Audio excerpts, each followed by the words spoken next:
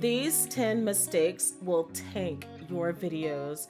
Take it from me, I know my videos have been tanked many of times. Not looking directly into the camera.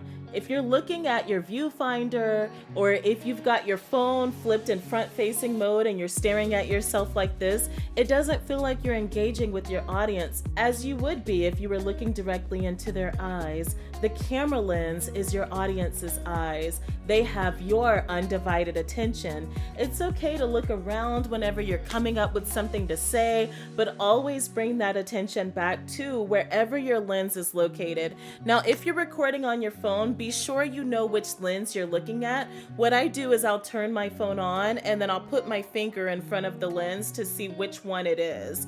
And I'll make sure I'm staring at that one the entire time, unless I'm trying to come up with something and I'm thinking and I'm like, what else do I need to say? And then you always bring your focus back. I cannot express that enough. Terrible audio. It's okay if you're filming on your phone. There are free apps that allow you to edit your audio so that it sounds more professional. If you don't currently have a microphone, it's fine. You can still do it. Use one of these to edit your audio. And even though I've already mentioned this is number 3, using your front-facing camera.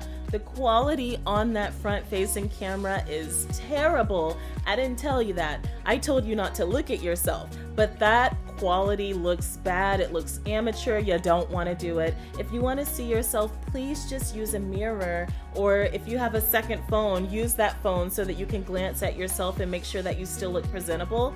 Use your back-facing camera if you're filming on your phone, please. Poor lighting. You can film without lights. You don't have to have lights, but use a window. Natural light is so beautiful. Sometimes it looks better than studio lights if they're unprofessional. My studio lights only cost me about maybe $30 to $50 each, so that's not very expensive. You have people out here spending $5,000 for studio lights, but as long as you have something, that is what you want. If you have a lamp, you can use your lamp. Just make sure that you put a Walmart bag or some kind of diffuser over it so that it's not harsh light just coming into your face, because then it'll be just too shiny and it might throw people off. Low energy.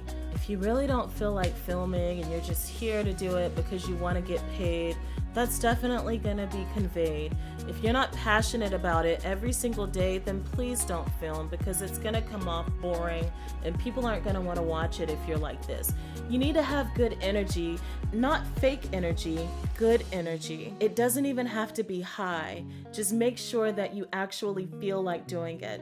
If you don't feel like doing it, hype yourself up and then you'll feel like it. Background noise. I've got this guy with me. Sometimes he's barking at the people outside that are walking up and down the hallway of my apartment complex. That background noise needs to be edited out, or at least not be throughout the entire video, because it can put people off. Babies crying, the TV on. You want to make sure all of that noise is turned down or completely silenced. It's impossible to silence a dog, but I just wait and wait. And then eventually it stops. Unpreparedness. See, right now I've taken notes for this video, so I know exactly what I want to say.